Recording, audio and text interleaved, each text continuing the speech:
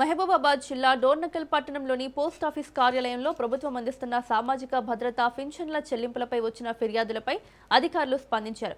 Mahabubabad ASP assistant superintendent of post officer Mohammed Naimuddin ఆకస్మిక తనిఖీ నిర్వహించారు.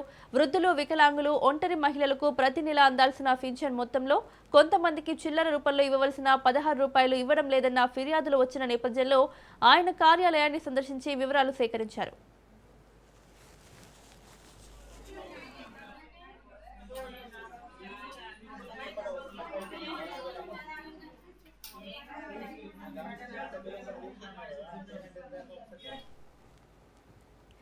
ప్రభుత్వం నిర్ణయించిన మొత్తాన్ని రూపాయి కూడా తగ్గకుండా పూర్తిగా లబ్ధిదారులకు అందజేయాల్సిన బాధ్యత సిబ్బందిపై ఉందన్నారు మహమ్మద్ నైముద్దీన్. చిల్లర పేరుతో ఇతర మొత్తాలను నిలుపుదల చేయడం తీవ్ర నిర్లక్ష్యంగా పరిగణించబడుతుందని, అలాంటి చర్యలు పునరావృతమైతే సంబంధిత సిబ్బందిపై శాఖాపరమైన చర్యలు తీసుకుంటామని హెచ్చరించారు.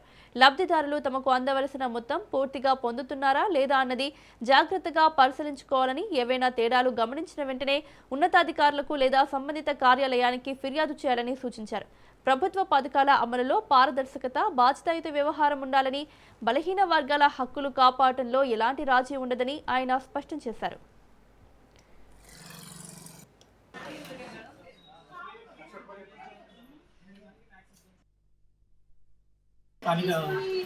మహబూబాబాద్ జిల్లాలో అసిస్టెంట్ సూపరింటెండెంట్గా పనిచేస్తున్నాను.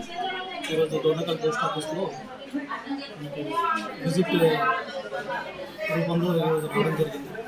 అందులో భాగంగా పెన్షన్ పేమెంట్ జరుగుతుంది చూసి పబ్లిక్ కొన్ని అభియోగాలు, జనరల్గా అభియోగాలు ఏమంటారంటే 6 రూపాయలు ఇవ్వడం లేదు, పైన 16 రూపాయలు ఇవ్వడం లేదు అభియోగాలు ఒకసారి కనుక్కుందామని చెప్పేసి ఉద్దేశంతో ప్రజలను అవగాహన, వారికి కొద్దిగా అవేర్నెస్ కలిగించడము, వాళ్ళ పుస్తకాల్లో 2016 క్లియర్గా రాసి ఉండడం, ప్లస్ అయినను కానీ ఒకరు ఇవ్వకపోతే తప్పనిసరిగా ఎవరైతే పంచుతున్నారో వారి వద్ద నుంచి తప్పనిసరిగా 16 రూపాయలు తీసుకొని వెళ్ళాలని, ప్లస్ అట్లా లేని పక్షంలో వారైనా కానీ కనీసం ఒక 4 రూపాయలు చిల్లర తీసుకొని వచ్చినట్లయితే దానికి సరిపడ 10 చొప్పున 20 రూపాయలు వాళ్ళకి ఇవ్వబడును అని చెప్పేసి ఈ 16 రూపాయలు ఎట్టి పరిస్థితుల్లో కూడా